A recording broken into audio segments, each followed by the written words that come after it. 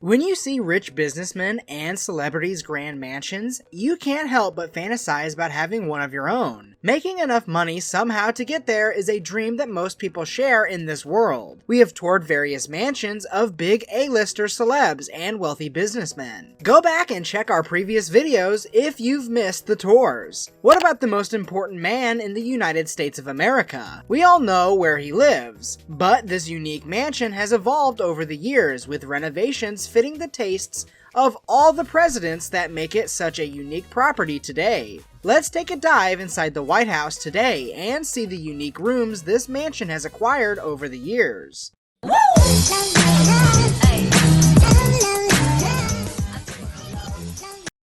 The White House design, although patterned externally on the 18th century stately home in Ireland, had a simple plan from the start. The sprawling building is made up of three major parts, including the West Wing, home to the US President's Oval Office, and the East Wing, where the First Lady is based. The third part is the Executive Residence, where the President's family will live. Royals and other visitors are accommodated, and special events such as state dinners are held. The White House has 132 rooms, including the Oval Office, the President's private living quarters, and the Queen's bedroom, 35 bathrooms, a kitchen with a staff equipped to serve 140 guests dinner. The building also has 28 fireplaces, so the President and their family never feel cold. 3 elevators are also present in the mansion. While everyone's familiar with White House spaces like the Oval Office, the Situation Room, and the Press Briefing Room, most folks don't realize that the mansion also houses tons of niche rooms aided by the presidents throughout the years. The basement of the White House is essentially a shopping center, but unlike most centers, this one offers goods just for the White House. The residence boasts a flower shop and a carpenter shop on the ground floor, alongside a so-called chocolate shop where the chefs whip up enormous, tasty centerpieces for grand-scale celebrations or functions. It's unlikely the president may be able to buy a Mars bar or a Kit Kat from this room, but if he's looking for a handcrafted 40-pound Easter egg as large as his body, the White House pastry chef can make that happen. The ground floor also houses a one-lane bowling alley with comfortable sofas and customized bowling balls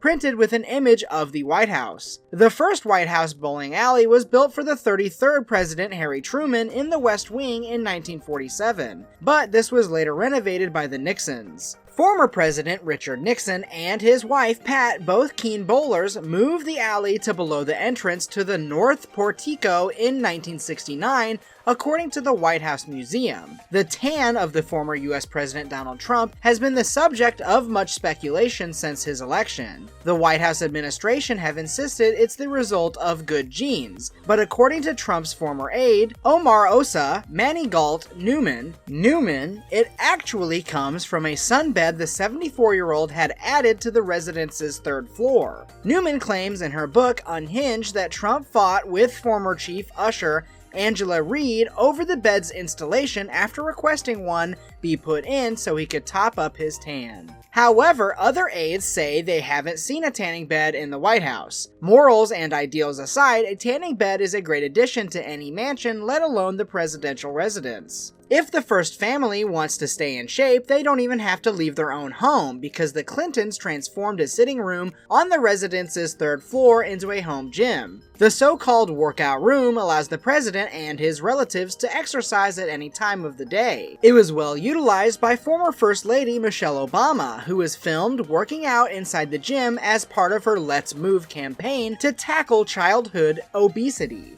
Right beside the workout room, we have a room for music lovers. The big white mansion has a dedicated room for playing and practicing music called the Music Room, which Hillary Clinton reportedly created as a birthday present for husband Bill in the 1990s, so he could play the saxophone. This wasn't the first music room, however. The Green Room, which lies on the residence's first floor, was the White House music room for years in the 19th century. President John Kennedy built an indoor swimming pool in the West Gallery between the residence and the West Wing. However, after Nixon became president, the decision was made to build a press briefing room above the pool amid rising demand for TV broadcasts. Today, the pool lies covered under the floor of the room. When the Queen visits Washington, D.C., she stays in only one place, the suitably named Queen's Bedroom on the residence's second floor. The grand sounding room, which boasts a 4-poster bed, is part of a suite of rooms also including the Queen's sitting room and the Queen's bath. Queen Elizabeth first stayed in the suite when she visited President Dwight D. Eisenhower in 1957, but has resided there a number of times since then. But it's not solely for Her Majesty. Other European royals have also spent the night in the room. These reportedly include monarchs from the Netherlands, Greece, and Norway. The suite sits near the Lincoln bedroom, which is next door to the Treaty Room, the President's study, and the old workplace of former President Abraham Lincoln. The room's decor is described as having a mid-19th century feel to it, with heavy furniture and a nearly 8-foot by 6-foot bed with a giant rosewood headboard. The East Wing is known for serving as the First Lady's office space, but it's also home to a family theater where the President and his loved ones can relax in front of the big screen. Unlike members of the public, the First Family can watch whatever movie they want whenever they want, including Hollywood hits that have yet to be released. Talk about special treatment. The theater has around 40 well-upholstered seats. However, the President himself can lie back on a huge armchair, one of 4 armchairs, all kitted out with footstools, that sit at the front of the theater for the President and their family. After a stressful day in the Oval Office or Situation Room, the President can wander over from the West Wing to the residence and wind down with a game of pool. The 3rd floor boasts a game room with a huge pool table, but this apparently wasn't enough to satisfy President Trump's love for games. He has also had a $60,000 golf simulator installed at the White House. The virtual simulator, which allows users to play 18 holes without going outside, is said to be room-sized and located somewhere within Trump's personal quarters. The golfing fan had the system set up in 2019 to replace an older, less sophisticated simulator installed by then-President Barack Obama. Trump reportedly paid for it out of his own pocket.